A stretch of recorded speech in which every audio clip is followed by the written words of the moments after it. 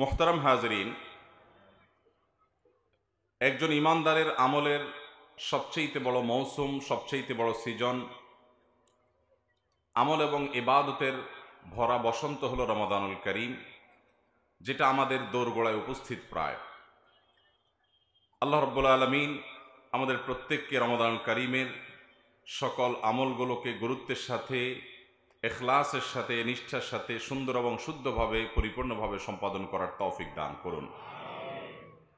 রমাদান মাস হলো 11 মাসের আমলের ঘাটতি পুষিয়ে নেওয়ার মাস। বছর জুড়ে আমাদের যে সমস্ত ত্রুটি বিচ্যুতি হয়, সে সবগুলোকে আল্লাহ রাব্বুল আলামিনের কাছে ইস্তেগফার করে, তওবা করে ক্ষমা করিয়ে নেওয়ার মাস। এই মোক্ষম সুযোগ আমাদের দোরগোড়ায় উপস্থিত হয়েছে। কোরআন এবং হাদিসের আলোকে এই মাস উপলক্ষে এই মাসের বিশেষ কিছু আমল আছে, বিশেষ কিছু করণীয় বর্জনীয় বিষয় আছে, যেগুলো সম্পূর্ণ স্পেশাল, সম্পূর্ণ বিশেষ রমাদান মাসের জন্য। আজ আমরা সেরকম কিছু আমলের কথা, সেরকম কিছু করণীয়, সেরকম কিছু বর্জনীয় বিষয়ের কথা জানবো। ওমা তৌফিক ইল্লা বিল্লাহ। রমাদান উপলক্ষে কোরআন এবং হাদিস ঘেটে আমরা 24টি আমল বের করেছি, 24টি করণীয় কর্মসূচি আমরা বের করেছি, যেগুলো এই মাসকে কেন্দ্র করে একজন ইমানদার, একজন মুসলমানের করা উচিত। তাহলে এই মাসটি আমাদের হবে, এই মাসটি আমাদের অর্জনের মাস হবে, এই মাসটি আমাদের অ্যাচিভমেন্টের মাস হবে, এই মাসটিতে আমরা আমাদের কাঙ্ক্ষিত লক্ষ্যে পৌঁছতে পারবো ইনশাআল্লাহ। রমাদান মাসের সর্বপ্রথম যে আমলটির কথা বলতে চাই, সেটি রমাদানের ঠিক আগ মুহূর্তে আমাদেরকে করতে হবে, আর সেটি হলো রমজান মাসের চাঁদ তালাশ করতে হবে শাবানের শেষ দিবসে। শাবানের শেষ দিবসের সূর্য অস্ত যাওয়ার সময় আমরা পশ্চিম আকাশে রমাদান মাসের চাঁদ তালাশ করব। নবী করিম সাল্লাল্লাহু আলাইহি সাল্লাম বলেছেন, সুমু লিরুইয়াতিহি ওয়া আফতিরু লিরুইয়াতিহি, তোমরা চাঁদ দেখে সিয়াম পালন করো এবং চাঁদ দেখে তোমরা ঈদ উদযাপন করো। অতএব রমাদান মাসের ইবাদত এবং আমল করার প্রয়োজনে আমাদেরকে রমাদানের চাঁদ তালাশ করতে হবে শাবানের শেষের দিনে। এই আমলটি আমাদের সমাজ থেকে অনেকটা বিলুপ্তির দিকে বলা যেতে পারে। আমরা জাতীয় চাঁদ দেখা কমিটির উপর দায়িত্ব দিয়ে আমরা নিজেদের চাঁদ দেখার কোনো প্রয়োজনীয়তা অনুভব করছি না, অথচ চাঁদ দেখা এটা ফরজে কেফায়া। সমাজের কিছু মানুষও যদি না দেখে তাহলে সবাই গুনাহগার হবে, আর যদি চাঁদ দেখে কেউ, তাহলে সেক্ষেত্রে চাঁদ দেখতে পাওয়ার একটা দোয়া আছে, নবী করিম সাল্লাল্লাহু আলাইহি সাল্লাম শিক্ষা দিয়েছেন। আর সে দোয়াটা হলো, আল্লাহুম্মা আহিল্লাহু আলাইনা বিল ইয়ুমনি ওয়াল ঈমান ওয়াস সালামাতি ওয়াল ইসলাম, অর্থাৎ হে আল্লাহ, এই চাঁদ, এই মাসটিকে আপনি আমাদের জন্য বরকতের, ঈমানের মাস হিসাবে কবুল করুন। অর্থাৎ এই মাসে আমরা যেন ঈমানের সাথে, বরকতের সাথে কাটাতে পারি এবং শান্তি এবং সকল প্রকার বিপদ আপদ থেকে মুক্তি এবং নাজাতের মাস, নিরাপত্তার মাস হিসেবে যেন আমরা কাটাতে পারি, সেই দোয়া আল্লাহ তাআলার কাছে করা শিক্ষা নবী সাল্লাল্লাহু আলাইহি ওয়াসাল্লাম দিয়েছেন। তাহলে রমাদান উপলক্ষে আমরা রমাদান মাসের চাঁদ দেখার চেষ্টা করব শাবানের শেষ দিবসে। সেটা আমরা প্রত্যেকটা মানুষ যদি চেষ্টা করি যার যার জায়গা থেকে, চাঁদ যদি দেখতে নাও পাই, চেষ্টা করার কারণে ইনশাআল্লাহ একটা সুন্নাহ জিন্দা করা, একটা আমলের প্রচেষ্টা করার কারণে আমাদের আমল নামাতে নেকি লেখা হবে। অতএব শাবানের শেষ দিবসে আমরা রমাদান মাসের চাঁদ তালাশ করব তো ইনশাআল্লাহ। আমরা সবাই আজকাল চাঁদ তালাশ করি, কিন্তু সেটা ফেসবুকে, সোশ্যাল মিডিয়াতে, অথচ চাঁদ তালাশ করা উচিত আকাশে। আমরা যদি সবাই অলস বসে থাকি, তাহলে সেক্ষেত্রে চাঁদ দেখা কমিটি তারা কোত্থেকে ঘোষণা করবে? অতএব আমাদের প্রত্যেককে যার যার জায়গা থেকে চাঁদ দেখার চেষ্টাটা করতে হবে। আমরা অতিরিক্ত এ জাতীয় প্রতিষ্ঠান নির্ভর হয়ে যাচ্ছি, যা আমাদের জন্য কোনো ভালো কিছু বয়ে আনবে না। এজন্য প্রতিটা মানুষকে, প্রতিটা এলাকাতে, বিশেষ করে উন্মুক্ত মাঠে কিছু মানুষ অন্তত, প্রতিটা মানুষ না পারলেও কিছু মানুষ অন্তত পশ্চিম আকাশে চাঁদ দেখার চেষ্টা করতে হবে।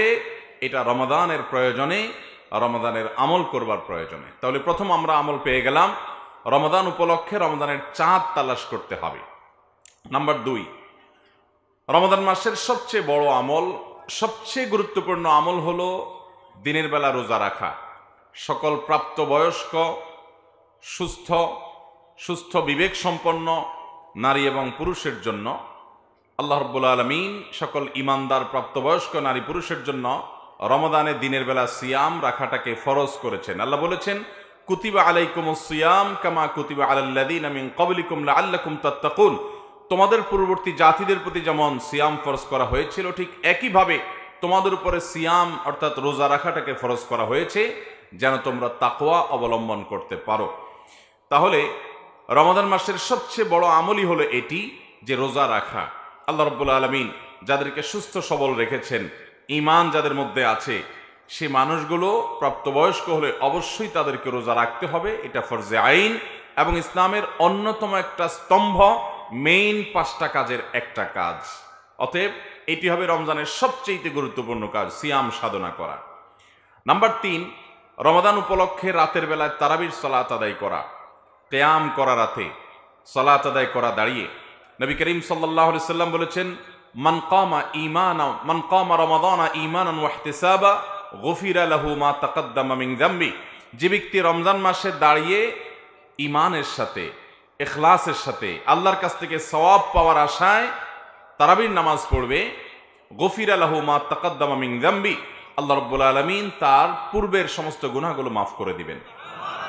এই জন্য রমাদান মাসে একজন ঈমানদার তারাবির নামাজ পড়বেন। তবে তারাবির নামাজ পড়াটা এটা আমাদের জন্য রোজা রাখার মতো এরকম ফরজ করা হয় নাই, এটা সুন্নাহ। নবী করিম সাল্লাল্লাহু আলাইহি সাল্লাম করেছেন, সাহাবায়ে কেরাম জামাতের সাথে গুরুত্বের সাথে এই তারাবির নামাজ আদায় করেছেন। অতএব তারাবির নামাজ আমাদেরকে আদায় করতে হবে, এটা রমজানের একটা বড় আমল। তারাবির নামাজ আদায়ের ক্ষেত্রে আমাদের লক্ষ্য রাখতে হবে খুব বেশি মাত্রাতিরিক্ত তাড়াহুড়া যেন না হয়। তাড়াহুড়া যদি হয়, হাফেজ সাহেবের তেলাওয়াত যদি আমরা না বুঝি, কোনো কিছু অতিরিক্ত যদি হুলস্থুল করা হয়, তাহলে সেক্ষেত্রে সেই তারাবি কখনো আল্লাহর কাছে আমাদেরকে নৈকট্যপ্রাপ্ত বান্দাদের কাতারে শামিল করবে না। এটা আমাদেরকে উপযুক্ত সওয়াবের উপযুক্ত করবে না। এজন্য তারাবি হতে হবে মিডিয়াম পর্যায়ে, কমপক্ষে যত আস্তে যত ধীরে হতে পারে সেটা ততই ভালো। তাড়াহুড়ো কোনো অবস্থাতে করা যাবে না। তাহলে তৃতীয় আমল পেয়ে গেলাম, রমজান মাসে তারাবির নামাজ পড়া। যদি কোনো কারণে কেউ কোনোদিন তারাবি নামাজ পড়তে না পারেন, তাহলেও তাকে রোজা রাখতে হবে এবং তার রোজা হয়ে যাবে। তারাবি পড়তে পারি নাই, সে অজুহাতে রোজা না রাখার কোনো সুযোগ নাই, কারণ রোজা রাখাটা ফরজ আর তারাবির নামাজ পড়াটা হলো সুন্নাত। 4 নম্বর আমল হলো রমজানের রোজা রাখার জন্য সাহারি খাওয়া এবং সাহারিটা একটু দেরিতে খাওয়া। নবী করিম সাল্লাল্লাহু আলাইহি সাল্লাম বলেছেন, তাসাহহারু ফাইন্না ফিস সাহুরি বারাকাহ। তোমরা সাহারি খাও, কারণ সাহারি খাওয়ার মধ্যে বরকত আছে, সাহারির খাবারের মধ্যে কল্যাণ রাখা আছে। এটা আমাদের জন্য কল্যাণ বয়ে আনে আত্মিকভাবে, শারীরিকভাবে, নানা দিক থেকে। এই জন্য খুব বেশি খেতে ইচ্ছা না করলেও সাহারিতে কিছু একটা অন্তত খাওয়া, এটা সুন্নাহ। এবং সাহারি খেতে হয় একটু দেরিতে, একটু বিলম্বে, শেষের দিকে।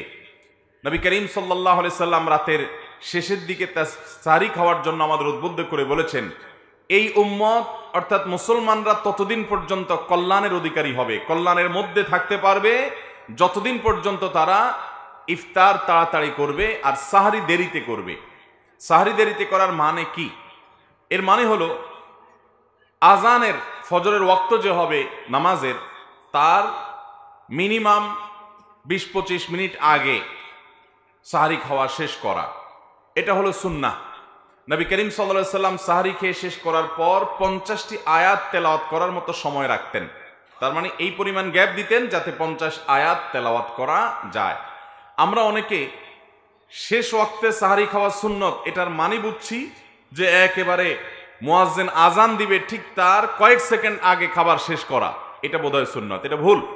নবী করিম সাল্লাল্লাহু আলাইহি সাল্লাম একেবারে শেষ মুহূর্ত বলতে আজান দেয় ততক্ষণ পর্যন্ত খেতেন না, বরং তার যথেষ্ট আগে খাবার তিনি খাওয়া শেষ করতেন। যদিও ওয়াক্ত হওয়ার আগ মুহূর্ত পর্যন্ত আপনি খেতে পারেন, কিন্তু নবী সাল্লাল্লাহু আলাইহি সাল্লামের সুন্নাহ হলো যে আপনি কমপক্ষে ওয়াক্ত হওয়ার আগে 50 আয়াত তেলাওয়াত করার মতো সময় গ্যাপ রেখে তারপরে খাবেন। অনেক মুরব্বীরা আছেন এখনো রাত 12টা-1টার দিকে সাহারি খেয়ে ফেলেন। এটা সুন্নাহ নয়। সুন্নাহ হলো দেরিতে, অর্থাৎ ভোর রাতে ফজরের ওয়াক্ত হওয়ার আগে আগে সাহারি খাওয়া, এটা সুন্নাহ। 5 নম্বর আমল হলো ইফতার করা এবং সেই ইফতার তাড়াতাড়ি করা। ইফতার করা এটা নবী সাল্লাল্লাহু আলাইহি সাল্লামের সুন্নাহ, এবং তাড়াতাড়ি ইফতার করা এটাও তার সুন্নাত। আমরা অনেকে ইফতার করি একটু দেরিতে, আজান হয়ে গেছে, ওয়াক্ত হয়ে গেছে, তারপর অনেকে ইফতার করে না, যে আরো সতর্ক হই, আরো বেশি সময় বসে থাকি। এবং সময় হওয়ার পর ইফতার করলে আমরা অনেকে বলি যে সারাদিন রোজা রেখেছ, সহ্য করতে পারলা, এখনো তো তাড়াহুড়া কি আছে, আর 2-4 মিনিট 10 মিনিট সহ্য করো। আপনার যদি ওয়াক্ত হয়ে যায়, আপনি নিশ্চিত হয়ে যান, তাহলে সেক্ষেত্রে আর সাহারি ইফতার করতে আর দেরি করার কোনো প্রয়োজন নাই। ইফতার বিলম্বে করা, বিশেষ করে চতুর্দিকে অন্ধকার হয়ে যাওয়ার পরে ইফতার করা, এটা শিয়াদের একটা আমল, এটা অন্যান্য অনেক পথভ্রষ্ট মানুষদের আমল। আহলুস সুন্নাহ জামাতের সকল উলামায়ে কেরাম ইফতার তাড়াতাড়ি করাটাকে সুন্নাহ মনে করেন, কারণ নবী করিম সাল্লাল্লাহু আলাইহি সাল্লাম বলেছেন এই উম্মত ততক্ষণ কল্যাণের মধ্যে থাকবে যতদিন পর্যন্ত তারা ইফতারটা সময় হওয়ার পর আর দেরি করবে না এবং সাহরিটা দেরি করে খাবে। তাহলে সময় মতো ইফতার করে ফেলা, এটা হলো 5 নম্বরের সুন্নত। 6 নম্বরের সুন্নত হলো ইফতারে সম্ভব হলে কাঁচা খেজুর খাওয়া, কাঁচা খেজুর না পাওয়া গেলে সাধারণ খেজুর দিয়ে ইফতার করা, আর সাহারিতে বিশেষ করে খেজুর খাওয়া। ইফতারিতে খেজুর খাওয়া এটা তো আমরা জানি, নবী করিম সাল্লাল্লাহু আলাইহি সাল্লাম আদা পাকা আদা কাঁচা খেজুর খাওয়া পছন্দ করতেন ইফতারে। সেটা আমরা না পাইলে কমপক্ষে খেজুর দিয়ে আমরা ইফতার করবো, এটা আমরা জানি আলহামদুলিল্লাহ। কিন্তু সাহারিতে যে খেজুর খেতে হয় এটা আমরা অনেকে জানি না। নবী করিম সাল্লাল্লাহু আলাইহি সাল্লাম বলেছেন নি'মা সাহুরুল মুমিনি আত-তামার, ইমানদারের সবচেয়ে উত্তম সাহারি হলো খেজুর। ইমানদারের সবচেয়ে উত্তম সাহারি কি? খেজুর। এই জন্য আপনি সাহারিতে ভাত তরকারি যাই খান না খান, আপনি অন্তত একটা খেজুর হলেও খাওয়ার চেষ্টা করবেন। খেজুরে প্রচুর পরিমাণ খাদ্য শক্তি আছে। আলহামদুলিল্লাহ আজকাল আমাদের দেশেও খেজুর বিভিন্ন জায়গায় উৎপাদন শুরু হয়ে গেছে। এই খেজুর প্রচুর পরিমাণ খাদ্য শক্তি থাকার কারণে সাহারিতে এবং ইফতারিতে যদি মানুষ সাহারি খায়, খেজুর খায়, তাহলে তার সিয়াম পালন করাটা, রোজা রাখাটা নানা দিক থেকে সহজ হয় এবং তার শরীরে খাদ্যের অভাব মোচনে অনেক বেশি সহায়ক ভূমিকা পালন করে। এজন্য সাহারিতে খেজুর খাওয়া এই আমলটা আমরা অনেকে জানিও না এবং আমলও করি না। এই আমলটা আমরা জিন্দা করার চেষ্টা করব ইনশাআল্লাহ। তাহলে 6 নম্বরের আমল হলো রমজান মাসের সাহারিতে ইফতারিতে খেজুর খাওয়া এবং সাহারিতে বিশেষ করে খেজুর খাওয়া, এবং সেটার জন্য নবী সাল্লাল্লাহু আলাইহি ওয়াসাল্লামের ফজিলতপূর্ণ হাদিসও আছে যে সবচেয়ে উত্তম সাহারি ইমানদারের খেজুর। 7 নম্বরের আমল হলো রমাদান উপলক্ষে দোয়া করা। রমাদান মাসের একেবারে বিশেষ কয়েকটা আমলের একটা হলো এটা, বেশি বেশি আল্লাহর কাছে দোয়া করা। কারণ নবী করিম সাল্লাল্লাহু আলাইহি ওয়াসাল্লাম বলেছেন রোজাদার ব্যক্তির দোয়া আল্লাহ তাআলা ফিরিয়ে দেন না যতক্ষণ পর্যন্ত সে ইফতার না করে। তার মানে এই পুরো দিন ব্যাপী সে যদি রোজা রাখা অবস্থায় দোয়া করে, আল্লাহ সুবহানাহু ওয়া তাআলা সেটা কবুল করেন। এজন্য রোজা অবস্থায় আপনি কাজ করছেন, ডিউটি করছেন, মা বোনরা বাসা বাড়িতে গৃহস্থলী কাজ করছেন, রান্নাবাড়া করছেন, আমরা কলকারখানাতে কাজ করছি, অথবা রাস্তাঘাটে হাঁটাচলা করছি, যে অবস্থায় আসি না কেন, আমরা রোজা অবস্থাতে আল্লাহ তাআলার কাছে দোয়া নিবেদন করব, দোয়া পেশ করব। বিশেষ করে ইফতারের আগ মুহূর্তের দোয়া, এটা আরো বেশি দোয়া কবুল হয়, কারণ কোন কোন হাদিসে ইফতারের আগ মুহূর্তে দোয়া করার কথা বলা হয়েছে। এই জন্য একজন রোজাদার গোটা রমজান মাস জুড়ে প্রতিদিন রোজা রেখে আল্লাহর কাছে তার মনের চাওয়াগুলো পেশ করবে। দোয়া করার জন্য সবসময় বসে 2 হাত তুলে আল্লাহর কাছে দোয়া করতে হবে এটা জরুরি না। আপনি হাঁটা চলা করতে করতে, বসে বসে, শুয়ে শুয়ে, এমনকি মনে মনে আল্লাহর সাথে কথা বলতে পারেন, আল্লাহর কাছে নিজের চাওয়াগুলো পেশ করতে পারেন, নিবেদনগুলো পেশ করতে পারেন। এর মাধ্যমেও আপনার দোয়া ইনশাআল্লাহ হবে এবং কবুল হবে। তাহলে 7 নম্বর আমল হলো রমজান মাসে প্রচুর পরিমাণে, বিশেষ করে দিনের বেলা রোজা রাখা অবস্থায় দোয়া করতে থাকা। 8 নম্বর আমল হলো গুনাহ পরিহার করা। এটা রমজানের অনেক বড় আমল। নবী করিম সাল্লাল্লাহু আলাইহি ওয়াসাল্লাম বলেছেন মাল্লাম ইয়াদা কাওলা যুরি ওয়াল আমাল বি ফালাইসা লিল্লাহি হাজাহ আন ইয়াদা তাআমাহু ওয়া শারাবা। যে ব্যক্তি রমজান মাসে রোজা রেখে মিথ্যা কথা ছাড়ে না, মিথ্যা কথা বলা বন্ধ করে না, এই ব্যক্তির রমজান মাসে উপবাস থাকায় আল্লাহর কোনো ঠেকা পড়ে নেই, তার উপবাস থাকাতে আল্লাহর কোনো লাভ নাই। অর্থাৎ তার রোজাটা অর্থবহ হবে, সার্থক হবে, এটা তার জন্য উপকারী হবে যদি সে রোজা রেখে মিথ্যা কথা ছাড়তে পারে এবং মিথ্যা কাজ ছাড়তে পারে, প্রতারণা ছাড়তে পারে, 2 নম্বরই ছাড়তে পারে, সততা অবলম্বন করতে পারে, তাহলেই তার রোজা সার্থক হবে। এই জন্য রমজান মাসে অন্তত বিশেষভাবে, অন্য সময় তো বটেই, রমজান মাসে স্পেশালি একজন ইমানদার, একজন রোজাদার মানুষ তিনি গুনাহের কাজ করবেন না। রোজা কিন্তু আমাদেরকে এই ট্রেনিংটা সবসময় দেয়। রোজা এটা মূলত সিয়াম শব্দ সেখান থেকে এসছে, সেখান থেকে আমরা বলি রোজা আমাদের এই অঞ্চলে। মূল শব্দটা সিয়াম বা সোম। এই সোম বা সিয়াম শব্দের অর্থ হলো বিরত থাকা। বিরত থাকা কোত্থেকে? পান এবং আহার থেকে। যে পানি অন্য সময় খাওয়া হালাল, রমাদান মাসে সিয়াম রেখে এটা খাওয়া আমাদের জন্য হারাম। তো আল্লাহ রাব্বুল আলামিন যেই মাসে হালাল খাবার পর্যন্ত খাওয়াটাকে দিনের বেলা হারাম করেছেন, সেখানে হারাম কাজ করাটা কত জঘন্য হারাম হবে। এই জন্য ইমানদার রমাদান মাসে সততার চর্চা করবে। সিয়ামের উদ্দেশ্যই হলো যাতে আমরা তাকওয়ার চর্চা করতে পারি। সিয়াম আমাদেরকে কিন্তু বার্তা দেয় যে দেখো, তুমি দিনের বেলায় তোমার হালাল টাকায় কেনা পানি, হালাল টাকায় কেনা খাবার তোমার সামনে আছে, পেটে ক্ষুধা আছে, পিপাসাও আছে, এরপরও তুমি সে খাবার সে পানি পান করছো না, কারণ আল্লাহ নিষেধ করেছেন। বাস এই একটি চেতনা তোমার জীবনের প্রত্যেকটা ক্ষেত্রে তোমার মধ্যে থাকতে হবে। এটাই হলো তাকওয়া, যে আল্লাহ তাআলা নিষেধ করেছেন সেজন্য এই পথে যাব না, আল্লাহ তাআলা হারাম করেছেন সেজন্য ওই কাজটা করব না, আমার করার প্রয়োজন আছে, করার সুযোগও আছে, তারপরও করব না, কারণ আল্লাহ নিষেধ করেছেন। রোজাদার ব্যক্তি রোজা রেখে তিনি একান্ত গোপনে একাকীও পানি খায় না, কোনো কিছু খায় না। কেন? কারণ তিনি জানেন এই রোজাটা তিনি আল্লাহর জন্য রেখেছেন, সে আল্লাহ দেখছেন। অতএব সিয়ামের এই চেতনা আমাদেরকে উদ্বুদ্ধ করে সামগ্রিক জীবনে যেন আমরা আল্লাহর ভয় অন্তরে জাগ্রত করে হারাম থেকে বেঁচে থাকি। এটাই হলো সিয়ামের মূল উদ্দেশ্য। আল্লাহ বলেছেন, কুতিবা আলাইকুমুস সিয়াম কামা কুতিবা আলাল্লাযিনা মিন ক্বাবলিকুম লাআল্লাকুম তাত্তাকুন। তোমাদের উপরে সিয়াম ফরজ করা হয়েছে, তোমাদের পূর্ববর্তীদের উপরে যেভাবে ফরজ করা হয়েছে সেভাবে। উদ্দেশ্য লাআল্লাকুম তাত্তাকুন, যাতে তোমরা সিয়াম সাধনার মাধ্যমে তাকওয়া অবলম্বন করতে পারো, গুনাহ ছাড়ার চর্চা যাতে করতে পারো, এই উদ্দেশ্যে সিয়াম দেওয়া হয়েছে। কারণ সিয়াম আমাদেরকে কিভাবে গুনাহ ছাড়ার ট্রেনিং দেয় সেটা আমি বললাম, যে পানি আছে, আমার পিপাসাও আছে, আমি পান করছি না, কারণ আল্লাহর নিষেধ আছে। অতএব এখান থেকে আমি ট্রেনিং পাচ্ছি যে আমার জীবনের সব ক্ষেত্রে কোনো হারাম কাজ করার সুযোগ আছে, একান্তে মোবাইলে হারাম জিনিস দেখার সুযোগ আছে, মনে চাচ্ছেও কিন্তু আমি করব না, কারণ আল্লাহ সেটা হারাম করেছেন। সিয়াম সে শিক্ষাটা আমাদেরকে দেয়, বিধায় সেই চর্চাটা গোটা রমজান ব্যাপী হতে হবে। রমাদানে কোনো গুনাহ করা যাবে না।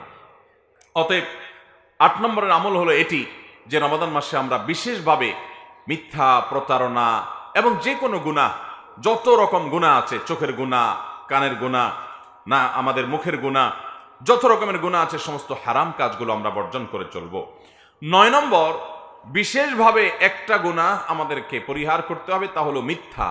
যেটা একটু আগে বললাম, নবী করিম সাল্লাল্লাহু আলাইহি সাল্লাম বলেছেন যে মাল্লাম ইয়াদা কাওলা যুরি ওয়াল আমাল বিহি, যে ব্যক্তি মিথ্যা কথা আর মিথ্যা কাজ ছাড়লো না, ফালাইসা লিল্লাহি হাজাতান আন ইয়াদা তাআমাহু ওয়া শারাবা, তাহলে সে রোজা রেখে খাইলো না, পান করলো না, এটাতে আল্লাহর কোনো প্রয়োজন বা ঠেকা পড়ে নাই। অতএব একটা বিশেষ গুনাহ রমজান মাসে কোনো অবস্থাতেই করা যাবে না, সেটা হলো মিথ্যা। মিথ্যা ছাড়ার ট্রেনিং রমজানে আমাদেরকে নিতে হবে, সারা বছর যাতে আমরা সত্যবাদিতার চর্চা করতে পারি। এটা হলো রমজানের স্পেশাল আমল। 10 নম্বর আমল হলো রমাদান উপলক্ষে ঝগড়াঝাটি, এটা পরিহার করতে হবে। অন্য সময় তো বাদ দেব, রমাদান মাসে বিশেষভাবে ঝগড়াঝাটি করা যাবে না।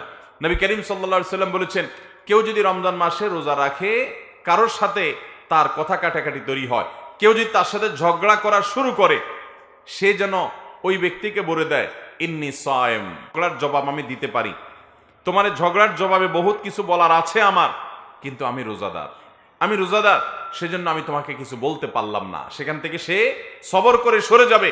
রোজাদার সে কারোর সাথে ঝগড়া লিপ্ত হবে না। অতএব এটি হলো বিশেষভাবে পরিহার্য বিষয়, রমজান উপলক্ষে আমাদেরকে পরিত্যাগ করতে হবে, যে আমরা ঝগড়া করব না। 10 নম্বর আমল। 11 নম্বর আমল হলো রোজাদারকে ইফতার করানো। নবী করিম সাল্লাল্লাহু আলাইহি সাল্লাম বলেছেন, মান ফাত্তারা সায়েমান, যদি কোনো ব্যক্তি কাউকে, কোনো রোজাদারকে ইফতার করায়, কানা লাহু মিসলু আজরিহি মিন গায়রি আন ইউনকাসা মিন আজরিহি শাইআ, তাহলে রোজাদার রোজা রেখে যে পরিমাণ সওয়াব পাইছে তারটা তো তিনি পাবেনই, অতিরিক্ত হিসাবে যে আল্লাহর বান্দা কাউকে ইফতার করাইছে, আল্লাহ তাআলা তাকে সমপরিমাণ সওয়াব দান করবেন। আপনি রমজানে 30টা রোজা রাখতে পারেন, এর বেশি রাখার সুযোগ আছে? রমজান মাসে 30 দিনে 60টা রোজা রাখা যাবে? পিচি পোলাপাইন রাখে, দিনে 2টা-3টা করে রাখে। কিন্তু একজন প্রাপ্তবয়স্ক মানুষ রমজানে 30টা বেশি রোজা রাখার সুযোগ কিন্তু আমরা যদি চাই রমজানে আমি 60টা রোজার সওয়াব আমল নামায় লেখাবো, সেই সুযোগ আছে। আমি যদি চাই 60 কেন, কয়েকশো রোজার সওয়াব এর যে বিনিময়, এটা আমার আমল নামায় অ্যাকাউন্টে জমা করাবো, সেই সুযোগ আছে। আর সেটা হলো কাউকে ইফতার করানোর মাধ্যমে। আপনি কোনো একজন রোজাদারকে ইফতার করালেন, বিশেষ করে আপনার আশেপাশে অনেক গরিব অভাবী মানুষ আছে, আপনি তাদের বাসায় রমজানের ইফতারের জন্য কিছু খাবার কিনে পাঠিয়ে দিলেন সারা মাসের জন্য, অথবা একদিনের জন্য আপনি ইফতার পাঠিয়ে দিলেন, অথবা একজন রোজাদারকে ডেকে এনে আপনি ইফতার করালেন, তাহলে আপনার রোজাটা কবুল হবে কি হবে না আল্লাহ তাআলা ভালো জানেন। কিন্তু ওই আল্লাহর বান্দাকে যে আপনি ইফতার করালেন, আপনি একটি পূর্ণাঙ্গ রোজা আদায় করার সওয়াব আপনার অ্যাকাউন্টে পেয়ে যাবেন। বিশেষ করে শহর অঞ্চলে আপনার রাস্তাঘাটে ইফতারের সময় মানুষ অনেক ভিড়ের মধ্যে, জ্যামের মধ্যে আটকা পড়ে। চাইলেই আমরা খুব অল্প পয়সা খরচ করে বিপুল পরিমাণ সওয়াবের ভাগীদার হতে পারি। গাড়ি থেকে নেমে ইফতার কেনাও হয় না, হয়তো তারা আটকা পড়ে গেছেন, আপনি সিগন্যালে দাঁড়িয়ে আপনি যদি একটু পানির বোতল আর একটু করে খেজুর অফার করেন এবং 2-4-10 জন মানুষকে দেন, কয় টাকা খরচ হবে? কিন্তু বিপুল পরিমাণ সওয়াব পাওয়ার সুযোগ আছে। আমাদের আশেপাশে অনেক গরিব মানুষ আছে, দ্রব্যমূল্যের ঊর্ধ্বগতির এই সময় অনেক মানুষ কষ্ট করে, তারা মন মতো একটু বাচ্চাদেরকে নিয়ে ইফতার করাতে পারে না। আপনি যদি পরিকল্পনা করেন আমি এবারের ইফতার আমার বাসার জন্য কিনবো, আশেপাশে গরিব কিছু ফ্যামিলিকে টার্গেট করে তাদের বাসায়, আমার বাসা যারা কাজ করে তাদেরকে, যারা কাজ করে না তাদেরকে আমি পুরো মাসের ইফতার কিনে দিব, চেষ্টা করা যাবে না ইনশাআল্লাহ? তাহলে এটা হলো রমজান মাসের স্পেশাল একটা আমল, 11 নম্বর আমল, রোজাদারকে ইফতার করানো। আল্লাহ আমাদেরকে তৌফিক দান করুন। 12 নম্বর আমল হলো কোরআন তেলাওয়াত করা, কোরআনে কারীমের তেলাওয়াত করা। নবী করিম সাল্লাল্লাহু আলাইহি সাল্লামের প্রতি আল্লাহ কোরআন নাজিল করেছেন রমজান মাসে। রমজান মাসের পরিচয় দিতে গিয়েই আল্লাহ বলেছেন শাহরু রমাদান আল্লাযী উনজিলা ফীহিল কোরআন। রমজান মাসটাই হলো এমন মাস যে মাসে কোরআন নাজিল করা হয়েছে। কোরআন অবতরণের জন্য এই মাসটাকে আল্লাহ নির্বাচন করেছেন। অতএব এই মাসটির সাথে কোরআনের সম্পর্ক সুনিবিড়। এই জন্য এই মাসে বেশি বেশি কোরআন তেলাওয়াত করা, এটা নবী করিম সাল্লাল্লাহু আলাইহি সাল্লামের যেমন আমল ছিল, সাহাবায়ে কিরামের আমল ছিল, ইসলামের ইতিহাসের সোনালী যুগের পূর্বসূরি মনীষীদের আমল ছিল। বেশি বেশি করে আমরা রমজান মাসে কোরআন তেলাওয়াত করব ইনশাআল্লাহ। রমজান মাসে আপনি কোরআন শুরু থেকে শেষ পর্যন্ত একবার পড়ে শেষ করেন, ভালো।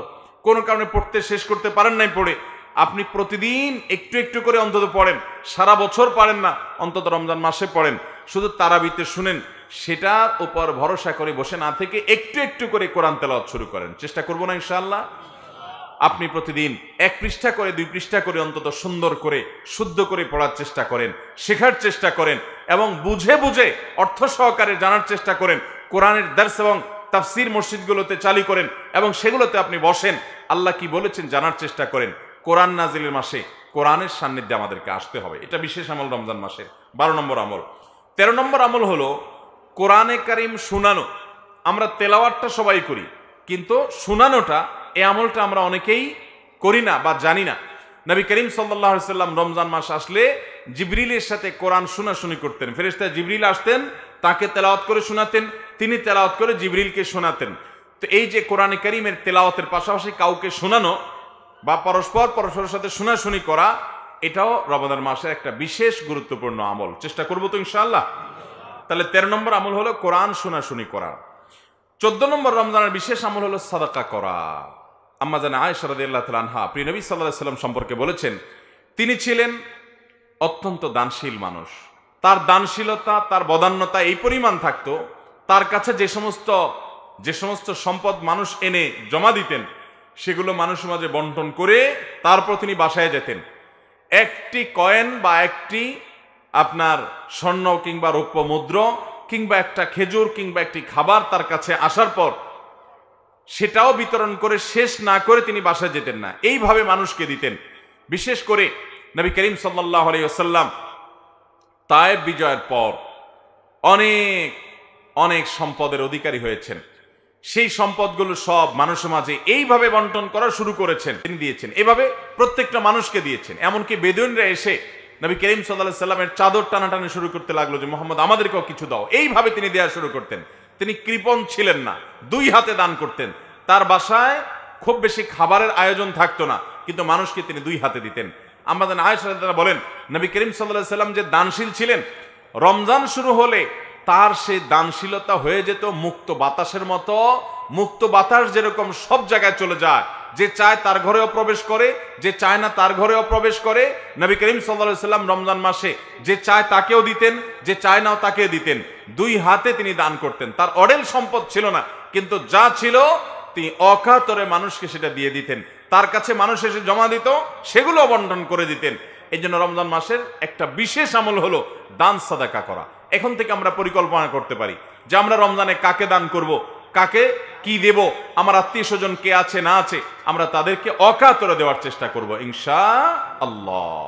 ভাইরা আমার, রমজান মাসে বিশেষ করে আমাদের নিকট আত্মীয় যারা আছে তারা যেন ঠিক মতো সিয়াম পালন করতে পারে, ঈদের আনন্দ করতে পারে গরিব মানুষগুলো, আমরা তাদেরকে এখন থেকে পরিকল্পনা করে দান করার চেষ্টা করব। রমজান মাসে যাকাত আমরা অনেকে দেই, যদিও যাকাত রমজান মাসেই দিতে হবে এমন কোনো কথা নেই, বরং আপনি যখন অর্থ সম্পদের মালিক হয়েছেন, এক বছর যখন সেটা আপনার কাছে ছিল তখন যাকাত ফরজ হয়েছে, আপনি তখন যাকাত দিবেন। এটা হলো যাকাতের মূল বিষয়। কেউ যদি যাকাত একটু 2-4 10 দিন 20 দিন 1 মাস দেরি করে দেয়, আদায় হয়ে যাবে। আবার কেউ যদি 10 দিন বা 2-4 মাস আগে অগ্রিম দিয়ে দেয়, হিসাবটা পরে অ্যাডজাস্ট করে, তাতেও হয়ে যাবে।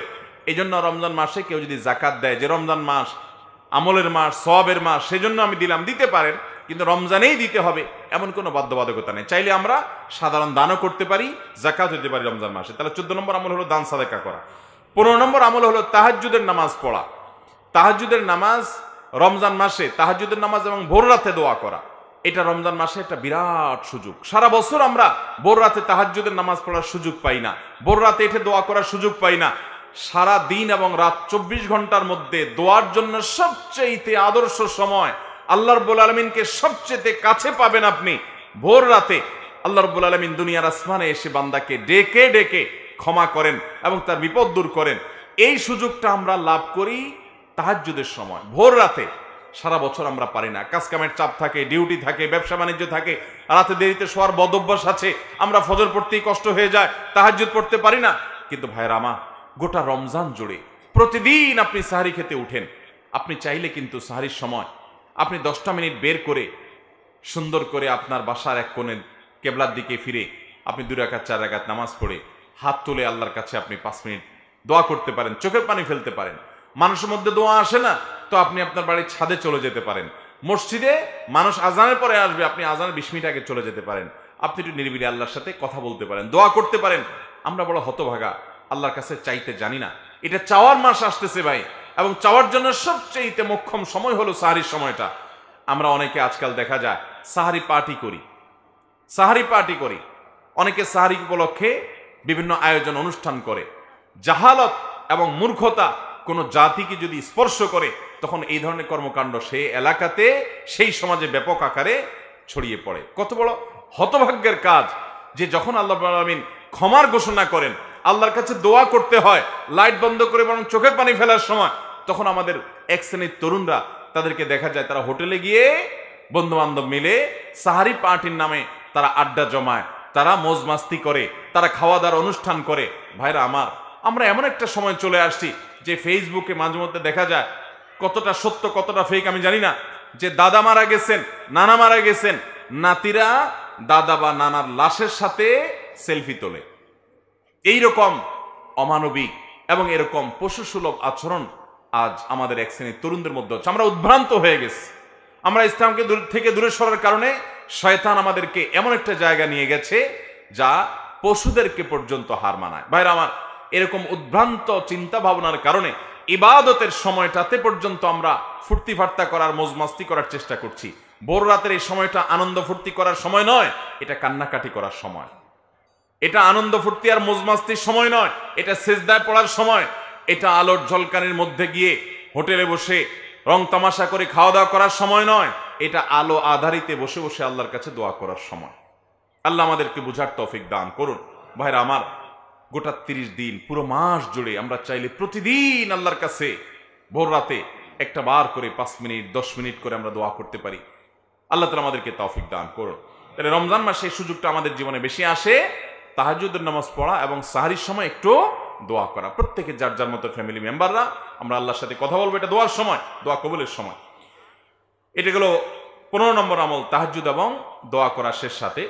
16 নম্বর আমল হলো মেসওয়াক করা।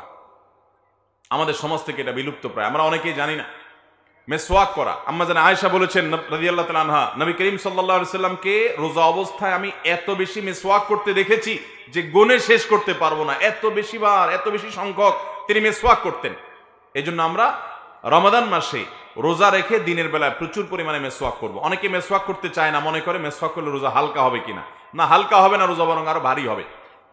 আপনি মেসওয়াক করবেন। নবী করিম সাল্লাল্লাহু আলাইহি সাল্লাম রোজা অবস্থায় প্রচুর কি করতেন? মেসওয়াক। মেসওয়াকের সাথে শুধু দাঁত পরিষ্কারের সম্পর্ক না, মেসওয়াকের সাথে আমাদের ব্রেইনের নার্ভের সম্পর্ক, মেসওয়াকের সাথে আমাদের ঈমানের সম্পর্ক। নবী সাল্লাল্লাহু আলাইহি সাল্লাম তার জীবনের শেষ আমল ছিল মেসওয়াক। মেসওয়াক করতে করতে তিনি দুনিয়া থেকে গেছেন। তিনি বাসায় ঢুকলে মেসওয়াক করতে করতে ঢুকতেন। তিনি নামাজের সময় মেসওয়াক করতেন, জুমার দিনে মেসওয়াক করতেন, কোনো মজলিসে যেতে মেসওয়াক করতেন, গুরুত্বপূর্ণ কোনো কাজের আগে মেসওয়াক করতেন।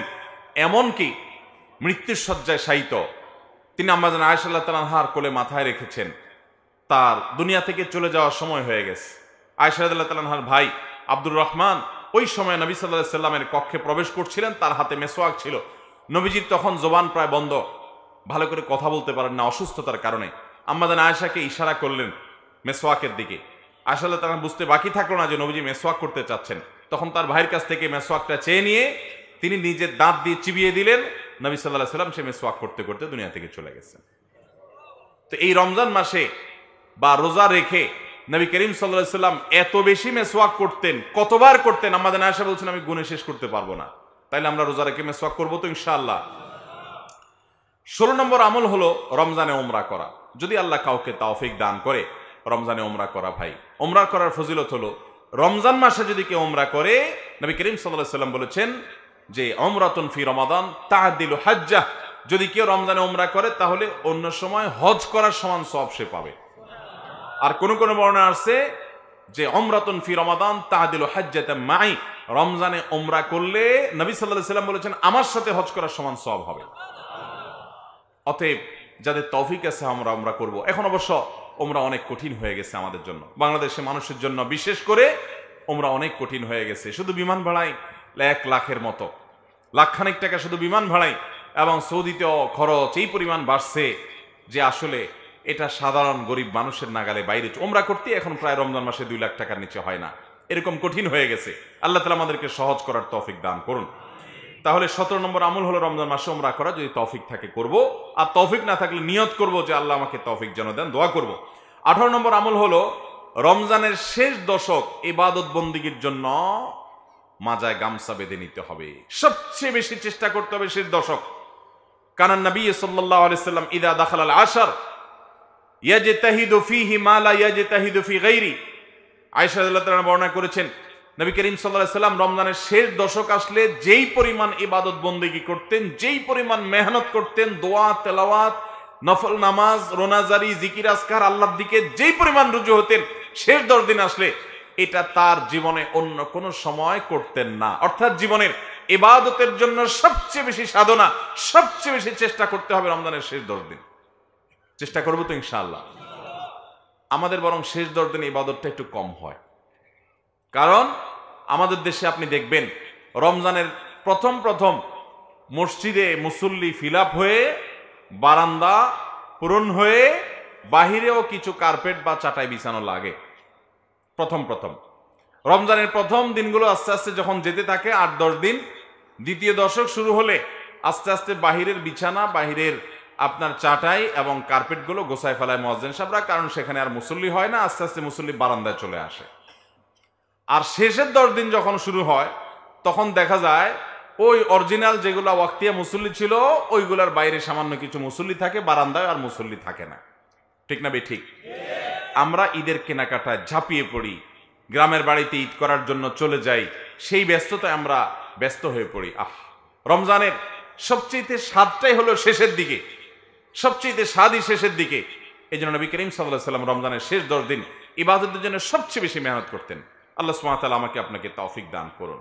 চেষ্টা করব তো ইনশাআল্লাহ রমজানের শেষ 10 দিন আমরা বিশেষ ইবাদতের জন্য চেষ্টা করব। এটা ছিল নবী সাল্লাল্লাহু আলাইহি সাল্লাম বিশেষ আমল। তাহলে 18 নম্বর আমল হলো রমজানের শেষ 10 দিন ইবাদতের জন্য স্পেশাল মেহনত করতে হবে।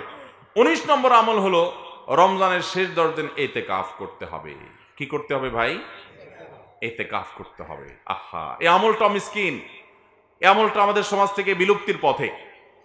আমাদের দেশে মসজিদগুলোতে এতেকাফের জন্য লোক ভাড়া করে বসাইতে হয়, আছে না নাই? এতেকাফে বসার মতো লোক নাই। একটা এলাকাতে হাজার হাজার মানুষ বসবাস করে, কিন্তু আল্লাহর ঘরে 10 দিন এতেকাফ করবে এই সময়টা মানুষের নাই। টাকা দিয়ে এতেকাফে লোক বসানো হারাম। যে টাকা দিয়ে বসে সেও গুনাহগার, আর যারা টাকা দিয়ে বসায় তারাও গুনাহগার। ইবাদতে কোনো টাকা পয়সা চলে ভাইরা আমার। এতেকাফের জন্য আমাদের দেশে মসজিদগুলোর লোক পাওয়া যায় না। আহা, অথচ এতেকাফ এমন একটা আমল, এই আমলটা প্রিয় নবী সাল্লাল্লাহু আলাইহি ওয়াসাল্লামের জীবনে 1 বছরও ছাড়েন নাই। রমজানের রোজা ফরজ হয়েছে 3য় হিজরিতে, তখন থেকে নিয়ে তার ওয়াফাত পর্যন্ত প্রতি বছর রমজানের শেষ 10 দিন তিনি এতেকাফ করছেন। 1 বছর তিনি এতেকাফে বসছেন, কিন্তু আবার বের হয়ে যেতে হয়েছে, এতেকাফ ভেঙে ফেলতে হয়েছে বিশেষ কারণে। পরবর্তী বছর তিনি এসে 20 দিন এতেকাফ করে আগের বছরের 10 দিন পূরণ করেছেন। তারপরও এতেকাফ কখনো ছাড়েন নাই। একটিবার চিন্তা করেন তো, যে আমলটা প্রিয় নবী সাল্লাল্লাহু আলাইহি ওয়াসাল্লাম জীবনে একবারও ছাড়েন নাই, সেটা বেশিরভাগ মানুষের জীবনে একবারও করি নাই আমরা। এই পুরা মাহফিলে যত মানুষ আছি আমরা জীবনে একবার অন্তত রমজানের শেষ 10 দিন মসজিদে এতেকাফে বসছেন, এরকম যারা আছেন একটু হাত তোলেন। শেষ 10 দিন এতেকাফে বসছেন, মাশাআল্লাহ। কয়জন মানুষ হবে? 10, 15, 20 জন মানুষ এত বড় মজলিসের মধ্যে। বাকি মানুষগুলো আমরা বসি নাই। ভাইরা আমার, নবী করিম সাল্লাল্লাহু আলাইহি ওয়াসাল্লাম যেটা জীবনে কখনো ছাড়েন নাই, সেটা আমি জীবনে কখনো করি নাই। নিজের শত্রুর সাথেও তো এরকম বৈপরীত্য মানুষ করে না।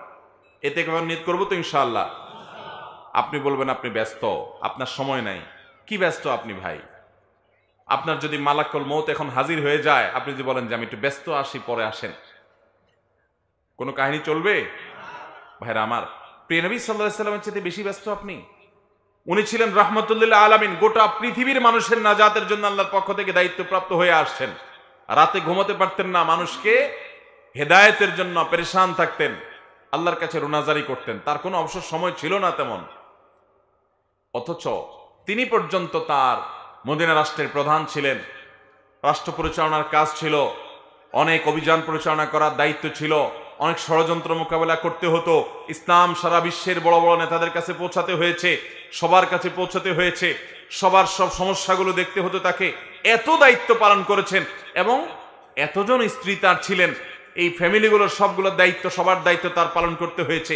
এত কিছু দায়িত্ব যার, তিনি এত ব্যস্ততা সত্ত্বেও রমজানের শেষ 10 দিন আসলে সকল দায়িত্ব প্যাকেট করে রেখে তিনি মসজিদে এতেকাফের জন্য বসে যেতেন, এবং মসজিদে বসে তিনি দাওয়াতি কাজ এবং জিহাদের কাজ, অন্যান্য কাজগুলো আঞ্জাম দিতেন, কিন্তু মসজিদে বসে যেতেন। অতএব আমাদের শেষ 10 দিন মসজিদে বসতে হবে, চেষ্টা করবো তো ইনশাআল্লাহ। মসজিদে এতেকাফে আমরা যারা কখনো বসি নাই, আমরা মনে করি এটা তো একটা বন্দি জীবন, এটা তো একটা জেল জীবনের মতো, যে আটকা পড়ে যাব, 10 দিনের জন্য আর বের হতে পারবো না, শুধু টয়লেটের জন্য বের হওয়া যাবে, এছাড়া বের হওয়া যাবে না। আমাকে বাসা থেকে খাবার কেউ এনে দিবে, আমি বসে বসে খাবো। 10 দিন এখানে বন্দি থাকলে আমার বোরিং ফিল হবে, আমি কিভাবে সময় কাটাবো? ভাইরা আমার, যারা এতেকাফে বসেন নাই তারা এতেকাফের স্বাদ সম্পর্কে বলতে পারবেন না। আপনি এতেকাফে বসলে আর কিছু না হোক, আপনি বিছানাপত্র নিয়ে যদি মসজিদে পড়ে যান আল্লাহর ঘরে, তো আপনার কাছে ফিল হবে, অনুভব হবে যে আল্লাহ তাআলার চৌকাঠে দুয়ারে গিয়ে আপনি পড়ে গেছেন, এরকম মনে হবে আপনার কাছে। অবর্ণনীয় একটা স্বাদ এবং ভালো লাগা কাজ করবে। এই জন্য ভাইরা আমার, আমরা রমজানের শেষ দশকে এতেকাফ করার চেষ্টা করবো তো ইনশাআল্লাহ। এতেকাফ করলে আমরা মনে করি কোনো কথাবার্তা বলা যায় না, চুপচাপ থাকা লাগে, বোবা হয়ে থাকতে হয় না, এরকম কোনো কথা নেই। 2-4 জন মানুষ থাকলে আপনি এতেকাফে তাদের সাথে কথা বলতে পারেন, অন্য মুসল্লিদের সাথে কথা বলতে পারেন। এমনকি আপনার দুনিয়াবি কোনো বিষয় যদি খুব বেশি জরুরি হয়, সেটা আপনি সারতে পারেন। র্যান্ডমলি আপনি সেখানে বসে দুনিয়ার কাজ করবেন না, সেখানে বসে ইবাদতবন্দি করবেন, কিন্তু কোনো জরুরি কাজ থাকলে সেটা আপনি ওখানে বসে সারতে পারেন। আর এমনিতে সাধারণ কথাবার্তা বলাতে কোনো অসুবিধা নাই। আমরা মনে করি যে না, ওখানে বোধহয় রোবটের মতো থাকতে হবে। অতএব আমরা ইতিকাফ করার নিয়ত করবো তো ইনশাআল্লাহ। তাহলে 19 নম্বর আমল হলো রমজানের শেষ 10 দিন ইতিকাফ করা। 20 নম্বর আমল হলো লাইলাতুল কদরে। রমজানের শেষ দশকের প্রতিটা রাতেই লাইলাতুল কদর হতে পারে। বেজোড় রাতগুলোতে হওয়ার সম্ভাবনা আরো বেশি, 21, 23, 25, 27, 29 রাতগুলোতে নবী সাল্লাল্লাহু আলাইহি ওয়াসাল্লাম বলেছেন যে তোমরা রমজানের শেষ দশকের বেজোড় রাতে লাইলাতুল কদর তালাশ করো। অতএব লাইলাতুল কদর পাওয়ার উদ্দেশ্যে সেই রাতগুলোতে বিশেষভাবে একটা দোয়া পাঠ করা, এটা হলো 20 নম্বরের আমল। সে দোয়াটা কি? দোয়াটা হলো আল্লাহুম্মা ইন্নাকা আফুউন তুহিব্বুল আফওয়া ফাফু আন্না। আল্লাহ আপনি ক্ষমাশীল, আপনি ক্ষমা করতে পছন্দ করেন, অতএব আমাদেরকে ক্ষমা করেন। এই দোয়াটা আমরা শেষ দশকে বেশি বেশি করে পড়বো ইনশাআল্লাহ। এটি একটি গুরুত্বপূর্ণ আমল রমজানের শেষ দশকের, বিশেষ করে বেজোড় রাতগুলোর এবং শবে কদরের, লাইলাতুল কদরের 20 নম্বর আমল। 21 নম্বর আমল হলো ইফতারের সময় একটি দোয়া নবী সাল্লাল্লাহু আলাইহি ওয়াসাল্লাম পড়তেন, সেই দোয়াটা পাঠ করা। ইফতারের সময় আমরা পড়বো, ইফতার করার পর বিসমিল্লাহ বলে ইফতার করব, ইফতার করার পর দোয়া পড়বো। ইফতারের আগে অনেকে পড়ে, এটা ইফতারের আগে পড়ার দোয়া না, এটা হলো ইফতার করার পরের দোয়া। বিসমিল্লাহ বলে ইফতার শুরু করবেন, এরপর ইফতারের দোয়াটা পড়বেন, যাহাবাজ জামা ওয়াবতাল্লাতিল উরুক ওয়া সাবাতাল আজরু ইনশাআল্লাহ। এটার একটা দোয়া। আবার বলছি, যাহাবাজ জামা এর মানে হলো যে আমার পিপাসা দূর হয়ে গেছে, ওয়াবতাল্লাতিল উরুক এবং আমার শিরা উপশিরা এগুলো সবগুলো ভিজেছে, অর্থাৎ এগুলোতে পানি পৌঁছেছে, শীতল হয়েছে, ওয়া সাবাতাল আজরু ইনশাআল্লাহ, এবং আল্লাহ চাইলে এই রোজার বিনিময় আল্লাহর কাছে সাব্যস্ত হয়ে গেছে, জমা হয়ে গেছে।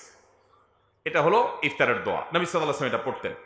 22 নম্বর আমল হলো বিশেষভাবে রমজান মাস জুড়ে ভাই প্রতিদিন আল্লাহর কাছে ইস্তেগফার করা, গুনাহ মাফ চাওয়া, জাহান্নাম থেকে মুক্তির জন্য দোয়া করা। বেশিরভাগ মানুষ আমরা রমজান মানেই বুঝি 4টা কাজ। রমজান মানে কয়টা কাজ বুঝি? রমজান মাসে রোজা রাখা, রমজান মানে তারাবি পড়া, রমজান মাসে সাহারি খাওয়া, রমজান মানে ইফতার করা, বাস। রোজা, তারাবি, সাহারি, ইফতার, এই 4 কাজের নাম মানে আমরা রমজান মাস জানি, অথচ এই 4 কাজ নয়। আমি অনেকগুলো আমলের কথা বললাম, এর মধ্যে এই আমলটা বিশেষভাবে করা, যে প্রতিদিন আল্লাহর কাছে চোখের পানি ফেলে একটা সময় দোয়া করা। রমজান মাস আসলে আমরা এত ব্যস্ত হয়ে পড়ি, ব্যবসায়ীরা বোনাস দিতে হবে, আমরা ঈদের কেনাকাটা করতে হবে, আমাদের ইবাদতের আর টাইম নেই। যে মাসটা আসছে ইবাদতের জন্য, মূল কাজ হলো ইবাদত, সে ইবাদত বলে আমরা অন্য সব করি, ইবাদতের সময় আমাদের হয় না। ভাইরা আমার, নবী করিম সাল্লাল্লাহু আলাইহি সাল্লাম বলেছেন, তার কাছে জিবরিল এসে আল্লাহর পক্ষ থেকে অফার নিয়ে এসে বলেছেন, বাউদা মান আদরাকা রমাদান ফালা ওয়ালাম ইগফার লা, ওই ব্যক্তি ধ্বংস হোক যে রমজান মাস পেল অথচ তার গুনাহগুলো মাফ করাইতে পারলো না। এটা অফারের মাস, সারা জীবনের গুনাহ মাফ করাইতে চাইলে এটা সবচেয়ে বড় সুযোগ। অনুতপ্ত হয়ে, লজ্জিত হয়ে আল্লাহর কাছে চোখের পানি ফেলে 2 হাত তুলে দোয়া করা, আল্লাহ আপনি মাফ করে দেন, আমি আর অপরাধ করব না, আমার আগের সবগুলো হিসাব আপনি পরিষ্কার করে দেন, সবগুলো অপরাধ আপনি ডিলিট করে দেন, গুনাহ হিসাব সব আপনি মুছে দেন। আল্লাহর কাছে দোয়া করে চোখের পানি ফেলে যদি আমরা নিবেদন করতে পারি, দোয়া করতে পারি, ইনশাআল্লাহ আল্লাহ তাআলা মাফ করবেন। নবী সাল্লাল্লাহু আলাইহি ওয়াসাল্লাম বলেছেন, ওয়ালিল্লাহি উতাকাউ মিনান নার ওয়া যালিকা কুল্লু লাইলা, রমজানের প্রতি রাতে আল্লাহ তাআলা বহু মানুষকে জাহান্নাম থেকে মুক্ত এই পরওয়ানা ঘোষণা দিতে থাকেন, যে অমুক জাহান্নাম থেকে মুক্ত, অমুক জাহান্নাম থেকে মুক্ত। এই মুক্তির জন্য দোয়া করতে হবে, চোখের পানি ফেলতে হবে, উঠতে বসতে চলতে মনে রাখতে হবে যে আল্লাহ তাআলা প্রতি রাত প্রতিদিন রমজানে অনেক মানুষকে মাফ করে, আল্লাহ আমাকে তাদের কাতারে শামিল করে দেন, সে তালিকা আমাকে ঢুকায় দেন। দোয়া করবো তো ইনশাআল্লাহ। ভাইরা আমার, তাহলে রমজানে বিশেষভাবে 22 নম্বর আমল হলো বেশি বেশি আল্লাহর কাছে ইস্তেগফার করা, জাহান্নাম থেকে মুক্তির জন্য দোয়া করা। সেটা ইফতারের আগে করতে পারেন, ওই যে সাহারির সময় উঠে বিশেষভাবে করতে পারেন, তারাবি নামাজের ফাঁকে ফাঁকে করতে পারেন, বিভিন্ন সুযোগ করতে পারেন, চেষ্টা করবো তো ইনশাআল্লাহ। 23 নম্বর আমল হলো যে কোনো সাধারণ আমলগুলো রমজান মাসে একটু বেশি পরিমাণে করা, নফল নামাজ, নফল জিকির, সুন্নাহ মাসনুন জিকির গুলা, দোয়াগুলা এই মাসে বিশেষ গুরুত্বের সাথে করা, কারণ এটা আমলের মাস। এ মাস যখন শুরু হয়, আল্লাহর পক্ষ থেকে একজন ঘোষক এসে ঘোষণা দেয়, ইয়া বাগিয়াল খায়রে আকবিল, হে ওই সমস্ত লোক যারা ভালো কিছু করতে চাও তারা সামনে আগাও, এটা ভালো কিছু করার মাস। এই জন্য ভালো আমলগুলো করার জন্য প্রতিজ্ঞাবদ্ধ হওয়া এবং বেশি বেশি নেক আমল করা, সাধারণ নেক আমলগুলো। 24 নম্বর এবং সর্বশেষ আমল হলো ফিতরা আদায় করা। এটা রমজানের একেবারে শেষের দিকে, ঈদের চাঁদ ওঠার আগে 1-2 দিন আগেও দেওয়া যায়, তবে ঈদের চাঁদ ওঠার পর থেকে নিয়ে ঈদের নামাজের আগ পর্যন্ত এই সময়ের মধ্যে ফিতরা দিতে হয়। ফিতরা দেওয়া মানে হলো 2টা উদ্দেশ্য।